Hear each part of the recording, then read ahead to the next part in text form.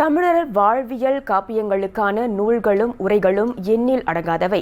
இருப்பினும் வாழ்வியலை சீர்படுத்துகின்ற சித்தர் பாடல்களுக்கான உரைகளும் விளக்கங்களும் குறைவானதாகவே உள்ள நிலையில் அதனை எளிதான முறையில் மக்கள் அறிந்து கொள்ளும் விதமாக 20 ஆண்டுகளாக நன்கு ஆய்வு செய்து சித்த காப்பியம் எனும் நூலை வெளியீடு செய்துள்ளார் முனைவர் ரத்தின் கணபதி.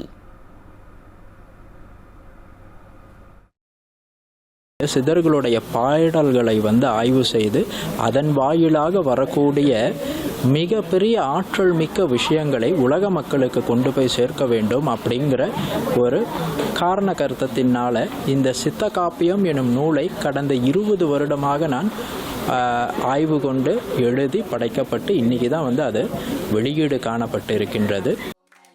இன்று கோலாலம்பூர் மலாயா பல்கலைக்கழகத்தில் மனமது செம்மையாக என்ற தலைப்பில் நடைபெற்ற சித்தர் சிந்தனை கருத்தரங்கத்தில் இந்த சித்த காப்பியம் நூல் வெளியீடு கண்டது.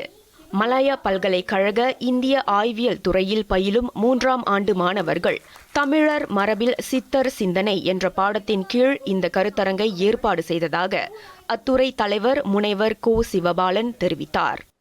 ஆண்டு இறுதி மாணவர்கள் அந்த பாடத்தை படிக்கிறாங்க. தமிழர் மரபில் சித்தர் சிந்தனைகள். அப்போ அதில் சித்தர்களுடைய வாழ்வியல் செய்திகளுக்கு என்னென்னலாம் சொல்லியிருக்கிறாங்களோ அந்த மாணவர்களுக்கு அதை நாங்கள் எப்போதும் கொண்டு சேர்ப்போம். இந்த கருத்தரங்களை பார்த்தீங்கன்னா மொத்தம் 4 பேச்சாளர்கள், அதையும் இவர்களே தான் அடையாளம் கண்டார்கள். அந்த 4 பேச்சாளர்களும் பார்த்தீங்கன்னா அதில் 2 பேர் மருத்துவ துறை சார்ந்தவங்க, ஒருத்தவங்க கல்வியாளர், இன்னொரு ஆன்மீக துறையை சார்ந்தவர். தொடர்ந்து இதுபோன்ற நிகழ்ச்சிகளை பல்கலைக்கழக மாணவர்கள் சுயமாக ஏற்று நடத்தி மக்களுக்கு விழிப்புணர்வை வழங்க வேண்டும் என்று இந்திய ஆய்வியல் துறையின் 3ஆம் ஆண்டு மாணவரும் ஏற்பாட்டுக்குழு தலைவருமான ஹரிஹரன் தியாகராஜா கூறினார்.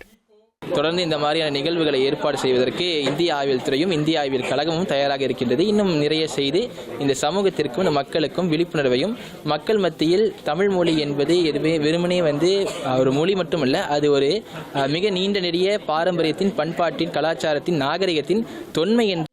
இக்கருத்தரங்கில் மருத்துவமும் மனோவியலும், அன்புடைமையும் மனோவியலும், யோகமும் வாழ்வியலும் ஆகிய தலைப்புகளில் உரையாற்றப்பட்டது.